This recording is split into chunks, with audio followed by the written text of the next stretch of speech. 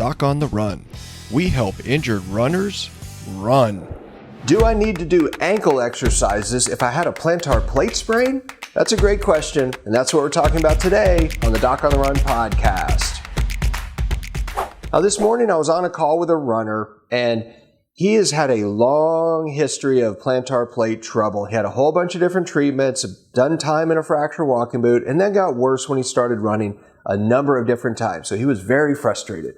And over the last month, since we started working together, he's been doing significantly better than he ever has in a year and a half. And I had him do a couple of things over the last week that made a huge difference for him that he noticed right away. And the truth is, I'll tell you, if you're off of your foot for a year and a half, you're going to be super weak, and it's going to be real easy to make a lot of real solid improvement real fast because you're so weak. So a little bit of exercise goes a long way when you're really weak. Now, one of the things I did was I tested him to see how stable he was with respect to his ankle and this thing we call proprioception, like where you tell your foot underneath you in position in space. And he was really unstable and he had really horrible proprioception.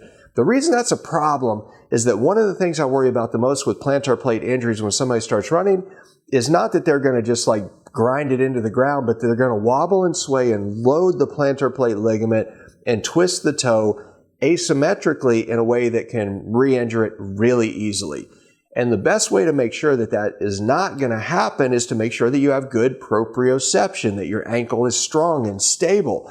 And so I had him do some very specific exercises to strengthen the ankle and improve that balance. In less than a week, he could tell there was a huge improvement. That's really important. So he was a little confused, truthfully, when I assigned this task to him. And I said, look, this is what you really got to do. I want you to focus on this right now because we really need to get you running. But before you run, we need to make sure that we decrease some of the risk of you re-injuring it on even a short run because the plantar plate has been so damaged and it's so weak already. So if you're going to move ahead of schedule, you want to strengthen everything else that could help protect that one injured part so that you can get back to running sooner. Now, that's just some of the stuff I talk about in the Plantar Plate Masterclass. The Plantar Plate Masterclass is long, but it's a deep dive into the exact strategies I use and the way that I think about it with runners and the strategies I teach to physicians at medical conferences when I get invited to lecture on running injuries, in particular things like the plantar plate ligament. So go check it out. It's the Plantar Plate Masterclass. You can get it for free, docontherun.com/plantar plate masterclass, and I'll see you in the training. Doc on the Run. We help injured runners run.